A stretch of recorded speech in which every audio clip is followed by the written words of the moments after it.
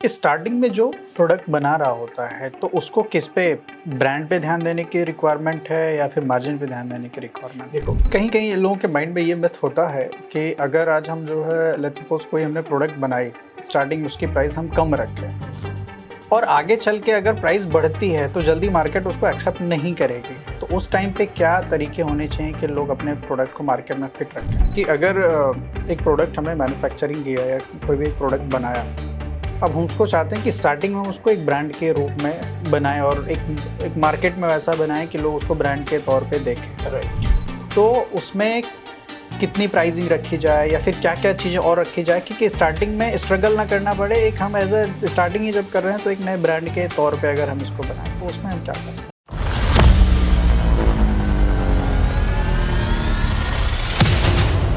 Starting में जो product बना रहा होता है तो उसको किस पे ब्रांड पे ध्यान देने की रिक्वायरमेंट है या फिर मार्जिन पे ध्यान देने की रिक्वायरमेंट। देखो, इनिशियल लेवल के पर अगर कोई भी प्रोडक्ट अगर बना रहा है तो उस प्रोडक्ट को बनाते समय सबसे पहले आपको ये ध्यान रखना है कि बाजार में मेरे जैसे कितने प्रोडक्ट हैं।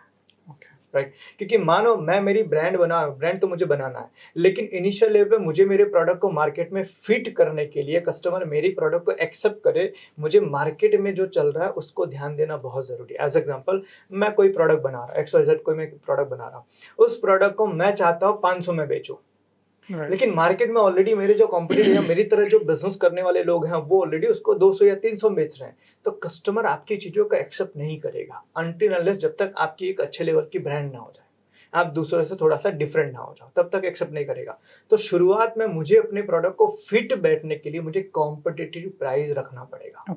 मतलब मार्केट में 300 रुपए चल रहा है तो मैं कोशिश करूं 290 295 तक मैं मेरी प्रोडक्ट को रखूं, ताकि मेरी प्रोडक्ट को इनिशियल लेवल पे लोग एक्सेप्ट करें और मेरा बिजनेस रनिंग शुरू हो। जब मेरे कस्टमर बनना शुरू हो जाएंगे, मेरे प्रोडक्ट को लोग एक्सेप्ट करना शुरू हो जाएंगे, फिर धीरे धीरे मैं ब्रांडिंग करके एक अच्छा लेवल बना सकता हूं। फिर जो 300 के मार्केट में लोग बेच रहे हैं, मैं मेरी ब्रांड के हिसाब से 500 का बेचूंगा तो भी लोग मेरी चीजें एक्सेप्ट करेंगे। कहीं कहीं लोगों के माइंड में ये बात होता है कि अगर आज हम जो है लेट्स सपोज कोई हमने प्रोडक्ट बनाई, स्टार्टिंग में उसकी प्राइस हम कम रखें और आगे चल के अगर प्राइस बढ़ती है तो जल्दी मार्केट उसको एक्सेप्ट नहीं करेगी, तो उस टाइम पे क्या तरीके होने चाहिए कि लोग अपने प्रोडक्ट को मार्केट में फिट रखें। बहुत इजी है, आप अपनी ब्रांड चेंज कर दो। ओके। हाँ, समझो एज एग्जांपल, इसको लॉस मेकिंग स्ट्रेटेजी कहते हैं। कि शुरुआत में मेरे बिजनेस को लेके मुझे मार्केट में एंटर करना था, तो मैंने लॉस लीडिंग किया, मतलब कि मैंने लॉस खाकर अपनी प्रोडक्ट को मार्केट में फिट किया। मुझे कस्टमर मिल गए, राइट। अब कस्टमर मिल गए मुझे, मेरा बिजनेस चल रहा है लेकिन मेरा बिजनेस प्रॉफिट नहीं कर रहा है, तो मैं उन्हीं कस्टमर को एक दूसरी प्रीमियम वर्जन का प्रोडक्ट लाकर उन्हीं कस्टमर को बेच सकता और वहां से मेरा जो लॉस है उसको मैं कवर कर सकता हूँ। और ये हर कंपनी ने, बहुत कंपनी ने इसको है ना बड़े अच्छे तरीके से मार्केट के अंदर यूज किया। जैसे मैं आपको एक लाइव एग्जांपल बताता हूँ, मारुति सुजुकी के बारे में हम सब जानते हैं, ठीक है। मारुति सुजुकी एक इकोनॉमी गाड़ी बेचती है, राइट, जिसमें स्विफ्ट है, जिसके अंदर डिजायर है, जिसके अंदर ऑल्टो है, ठीक है, ये सारी गाड़ियां बेचती है।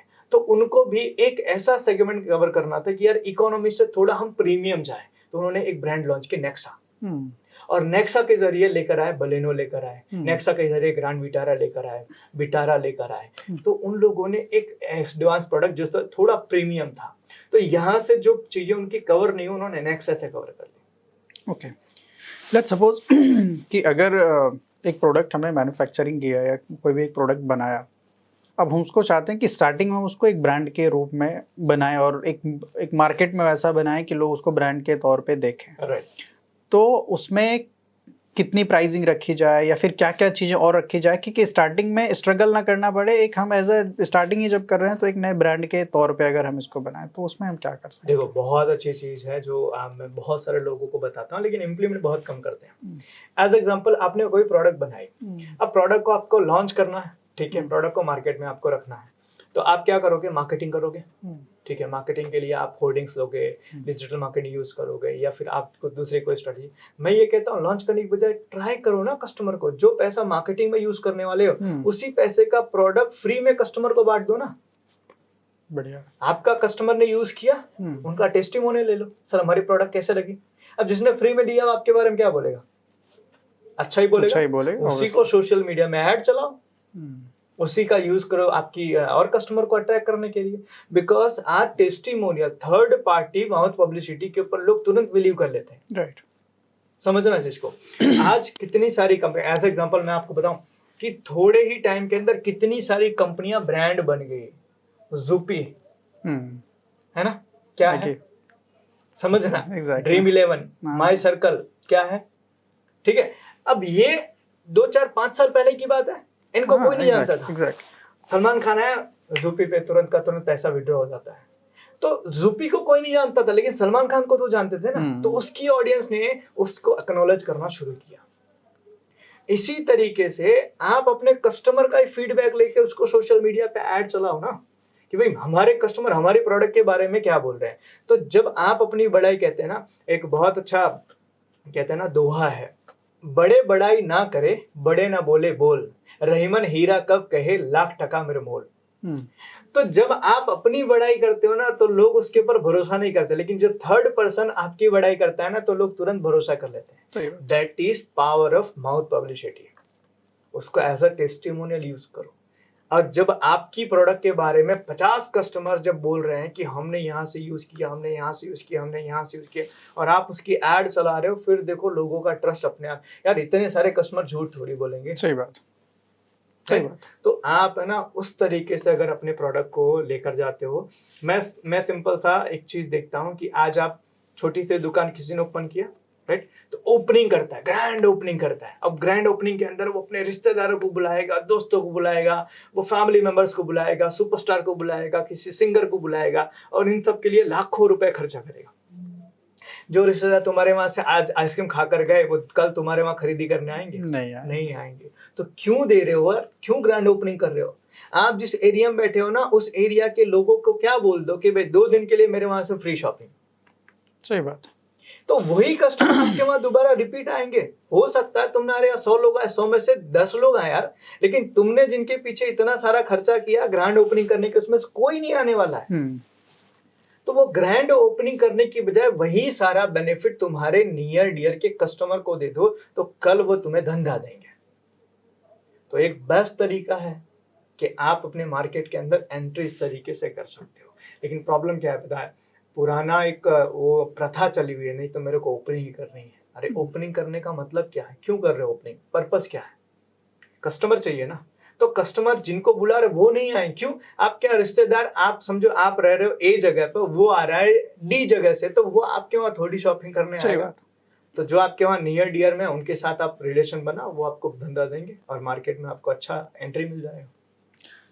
एक प्रोडक्ट बनाते टाइम पे या मैन्युफैक्चरिंग यूनिट कुछ भी स्टार्ट करने के टाइम पे एक माइंडसेट कैसा होना चाहिए कि एक क्वांटिटी में हमें काम करना है या क्वालिटी में हमें काम करना है?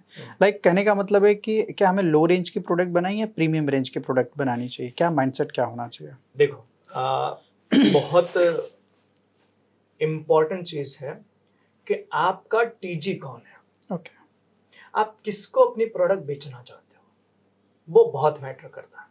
अगर आप मास कैटेगरी को अपनी प्रोडक्ट बेचना चाहते हैं, मतलब अधिकतर लोग, सब लोग अगर आपके कस्टमर हो, उनके लिए अगर आपको बनाना है, तो आपको बनाना पड़ेगा आपको एक लो रेंज की प्रोडक्ट। ओके। राइट। जैसे कि कहा जाता है कि हमारा इंडिया है ना, ये पूरा इंडिया का कहते हैं पॉपुलेशन, ये 4 हिस्सों में डिवाइडेड है, 4 या 5 हिस्सों में डिवाइडेड है। एक हम कहते हैं लोअर क्लास, एक हम कहते हैं अपर लोअर क्लास, एक हम कहते हैं मिडिल क्लास, एक हम कहते हैं अपर मिडिल क्लास, एक कहते हैं रिच, और उसको कहते हैं सुपर रिच। तो आप किसको अपनी प्रोडक्ट बेचना चाहते हो, उसके हिसाब से आपको ध्यान रखना पड़ेगा मेरी प्राइस कितनी है। अब प्रॉब्लम कई बार क्या होती है, मैं चाहता हूँ बहुत सारे लोग मेरी प्रोडक्ट लें, लेकिन मेरी प्रोडक्ट की प्राइस इतनी ज़्यादा है कि 1% ही एफर्ट कर पाएंगे। तो मैं परेशान हो जाता हूँ कि यार मैं सबके लिए बना रहा हूँ, लेकिन बिक 4 ही रही है, तो आप परेशान हो जाओगे। ठीक है, तो आपको ये डिसाइड करना बहुत ज़रूरी है। जैसे एज एग्जाम्पल मानो मैं मारुति सुजुकी की बात करूं, ठीक है, वो बना रही है भाई अपर मिडिल क्लास और मिडिल क्लास के लिए। ठीक है, कि भाई जो महीने का 25-30 हज़ार रुपए कमा रहे हैं, वो भी मेरी गाड़ी ले सकते हैं। 25-30 हज़ार कमाने वाला बंदा एक ऑल्टो अफोर्ड कर सकता है। तो वो उनको टारगेट कर रहा है कि भाई मेरे वहां पर ज्यादा कस्टमर को मुझे बेचना है, तो मेरी गाड़ियों की रेंज कम होनी चाहिए, राइट, प्राइस कम होना चाहिए। वहीं पर तुम देखोगे रोल्स रॉय को, वो 1% को ही टारगेट करा, सुपर रिच लोगों को, मुझे सबको नहीं बेचना है। हम्म, तो वो अपनी प्रोडक्ट की प्रीमियम प्राइस बन रखा है और ऑल्टो ने अपनी प्राइस एकदम इकोनॉमी रखा है कि मेरे वहां पर एक नौकरी करने वाला जो बंदा है 25-30 हजार रुपए कमा रहा है, वो भी एक ऑल्टो हायर कर सकता है, ले सकता है। तो आपको अपनी प्रोडक्ट बनाते समय ये ध्यान रखना है कि मुझे कौन से कस्टमर को बेचना है, मेरा टारगेट ग्रुप कौन सा है, कितनी उसकी इनकम है जो मेरी प्रोडक्ट को अफोर्ड कर सकता है। अक्सर कर मैंने लोगों को देखा है कि हम प्राइस है ना अपने हिसाब से फिक्स करते हैं कि मेरे को लग रहा है कि ये प्रोडक्ट है ना मेरे को 500 में बेचनी चाहिए। अरे 500 में आप बेचने की प्लान करो, लेकिन 500 में बेचने वाले या 500 में लेने वाले कस्टमर की तादाद कितनी है, सही बात। तो वो आप डिसाइड करके अगर अपनी प्रोडक्ट की प्राइसिंग करोगे तो आपके लिए आपकी प्रोडक्ट को बेचना इजी होगा। नहीं तो होगा ये कि देखो ये होता वही है कि मारना मुझे वहां है लेकिन मैं तीर यहाँ चला रहा हूँ। मतलब इन शॉर्ट अगर स्टार्टिंग अगर आप करें तो आप कॉम्पिटिटिव प्राइस रखिए। बिल्कुल, बढ़िया है।